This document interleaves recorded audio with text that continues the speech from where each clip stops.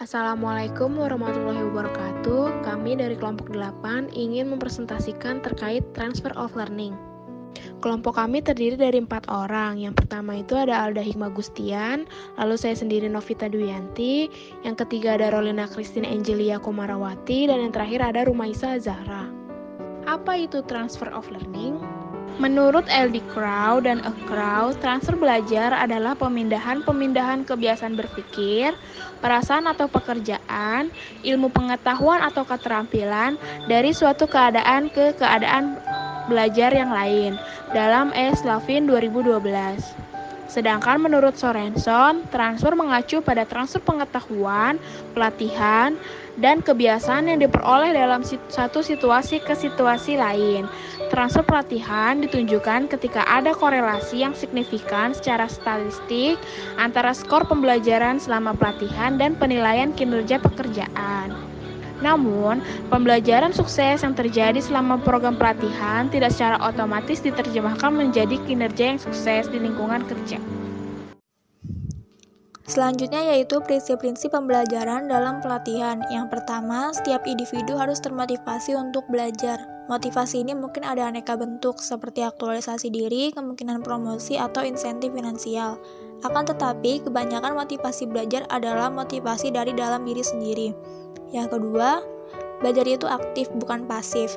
Pendidikan yang efektif menuntut tindakan dan keterlibatan dari semua peserta pelatihan atau pengembangan. Yang ketiga, bahan yang sesuai seharusnya disediakan.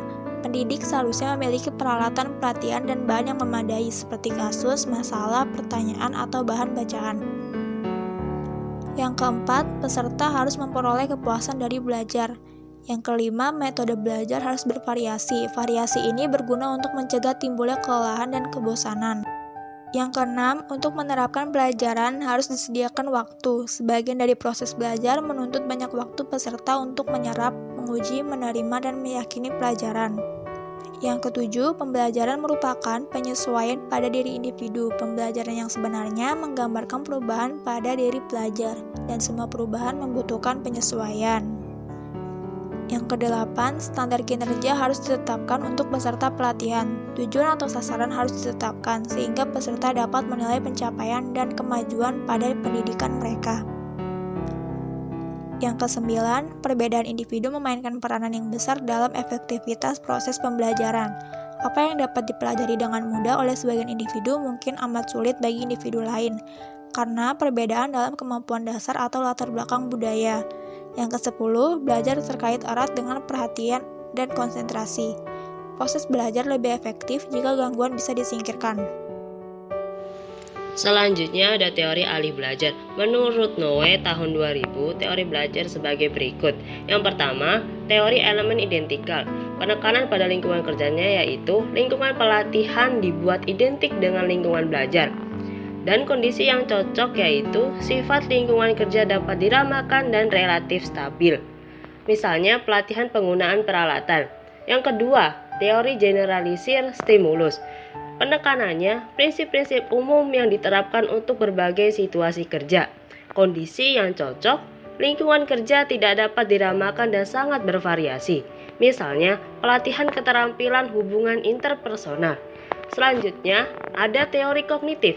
Materi yang berarti dan sistematika penyimpanan akan meningkatkan daya tahan dan daya ingat materi pelatihan. Kondisi yang cocok, semua jenis pelatihan dan lingkungan kerja. Selanjutnya, faktor yang mempengaruhi terjadi atau tidaknya alih belajar. Yang pertama, iklim transfer, yaitu mengacu kepada dukungan dari manajer dan rekan kerja, lalu dukungan teknologi, dan peluang untuk menggunakan keterampilan, serta akibatnya terhadap penggunaan kemampuan-kemampuan pembelajaran. Yang kedua, lingkungan pembelajaran, seperti kebermaknaan materi, serta kesempatan untuk mempraktikkan materi dan umpan balik. Lalu, yang ketiga, kesiapan karyawan. Kesiapan para karyawan terhadap pelatihan meliputi keyakinan diri dan keterampilan dasar yang mereka miliki. Contoh pengaplikasian transfer of learning adalah Diklat. Diklat merupakan singkatan dari pendidikan dan pelatihan. Pengaplikasian Diklat dapat dilakukan oleh pegawai baik yang baru ataupun yang sudah bekerja perlu mengikuti pelatihan. Karena adanya tuntunan pekerjaan yang dapat berubah akibat perubahan lingkungan kerja, strategi, dan lain sebagainya, maka dari itu diperlukan transfer of learning. Dengan adanya tuntunan pekerjaan yang dapat berubah, berarti para pegawai mengalami pemindahan keterampilan hasil belajar dari suatu situasi ke situasi berikutnya.